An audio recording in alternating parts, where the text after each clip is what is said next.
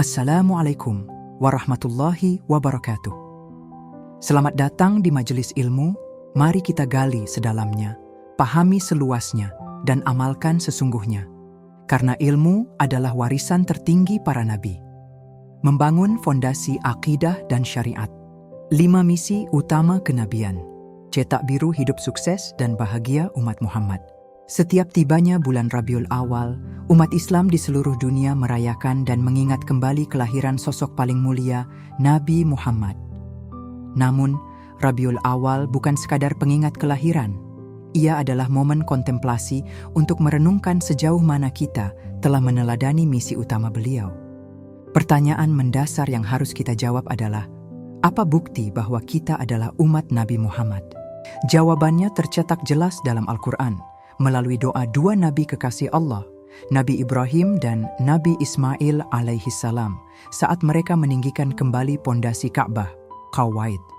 Doa ini, surah Al-Baqarah 229, adalah permintaan spesifik untuk diutusnya seorang Rasul yang akan membawa 5 bekal utama yang kelak dikabulkan oleh Allah dalam bentuk kenabian Muhammad. Al-Baqarah 151. Inilah 5 misi pokok kenabian yang menjadi penentu keberhasilan dan kebahagiaan kita di dunia dan akhirat. 1.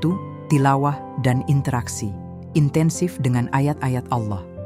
Misi pertama Nabi adalah mengajarkan kepada umatnya untuk yatlu alaihim ayatika, membacakan, mengakses ayat-ayatmu. Penting untuk diperhatikan, Al-Quran menggunakan kata tilawah, bukan qiraah. Qiraah, ikra, adalah kemampuan membaca lafaz semata, huruf, harakat. Tilawah adalah membaca, memahami, mengakses makna, dan mempraktikkannya dalam kehidupan. Al-Quran dengan 6,236 ayat bukanlah sekadar kitab bacaan, melainkan kurikulum hidup, hudan linnas. Semua petunjuk hidup, dari lahir hingga wafat, dari persoalan rumah tangga, ekonomi, hingga birokrasi, ada solusinya di dalamnya. Interaksi intensif dengan Al-Quran menjadikannya panduan utama adalah ciri dasar umat Nabi. Jaminan dari Nabi, siapapun yang menjaga warisan Al-Quran tidak akan pernah merasa susah dalam hidupnya. 2. Tazkiyatun nafs, menyucikan dan membersihkan hati. Dalam jawabannya, surah Al-Baqarah 151, Allah menempatkan misi penyucian hati wa yuzakikum di urutan kedua, menunjukkan pentingnya hal ini. Dalam diri manusia terdapat kolbu, hati. Jika hati itu bersih, maka seluruh perilaku yang muncul, lisan, mata, pendengaran, hingga tindakan akan menjadi bersih dan baik. Pusat perilaku, hati adalah penentu segala hal. Jika hati kotor, yang keluar di lisan adalah kata-kata kotor, yang dilihat mata adalah hal-hal yang buruk. Jalan menuju takwa. Proses pembersihan hati ini adalah jalan untuk mencapai takwa, menjadi orang yang baik di setiap keadaan. Peran syalat. Salah satu sarana utama tazkiyah adalah salat. Salat berfungsi sebagai pencegah sumber keburukan. Innash syalata tanha anil fahsya'i wal munkar, yang terdiri dari fahsya, keburukan bersumber syahwat, dan munkar, keburukan diingkari hati, bersumber dari nafsu perut dan akal. 3. Ta'limul kitab wal hikmah, mengajarkan panduan dan esensi ajaran. Misi Nabi bukan hanya menyampaikan ajaran secara umum, tapi juga menjelaskan panduan praktis dan esensinya. Alkitab, panduan. Ini mencakup hadis, penjelasan yang terkodifikasi. Hadis menunjukkan cara mengaplikasikan Al-Quran dalam kehidupan sehari-hari, dari cara Nabi berjalan, berbicara, berbisnis, hingga menjadi suami yang baik. Ini adalah panduan praktis untuk mewujudkan Al-Quran sebagai kurikulum hidup. Al-Hikmah, esensi. Hikmah adalah esensi, makna, dan filosofi mendalam di balik setiap ritual dan ajaran. Contohnya, ada hikmah di balik setiap gerakan salat.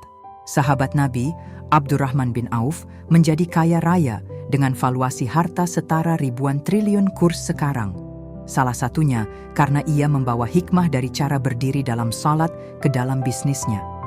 Ketika hikmah dipelajari, amal tidak lagi menjadi rutinitas kosong, tetapi menjadi pendorong menuju kesuksesan sejati. 5. kreativitas dan inovasi. Misi terakhir Nabi adalah mengajarkan kebaruan-kebaruan dalam kehidupan. Wa yu'allimukum ma lam takunu ta'lamun.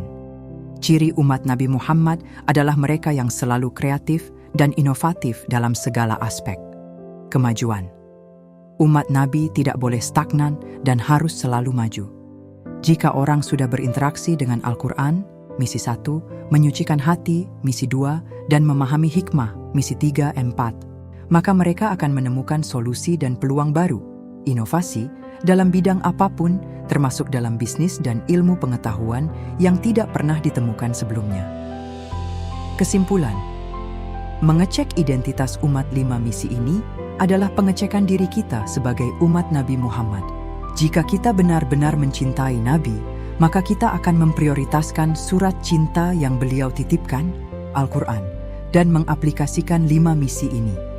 Pada akhirnya, 5 misi ini akan membentuk satu karakter utama yang disebut dalam surah Al-Fath, 48, 29, wajah yang bersih dan bening, simahum fi wujuhim min asar as-sujud, yang membawa ketenangan dan kegembiraan bagi siapapun yang melihatnya, karena ia mewarisi kepribadian Nabi. Jangan biarkan Rabiul Awal berlalu hanya sebagai perayaan. Ambil jeda dan jadikan 5 misi kenabian ini sebagai checklist pribadi harian Anda. Berapa banyak ayat yang sudah Anda tilawah hari ini? Bagaimana status kebersihan hati Anda? Apakah pekerjaan yang Anda lakukan sudah didasari hikmah dari petunjuk Nabi? Mari kita buktikan kecintaan kita pada Nabi Muhammad dengan menjadikan misi beliau sebagai kurikulum hidup kita yang sesungguhnya.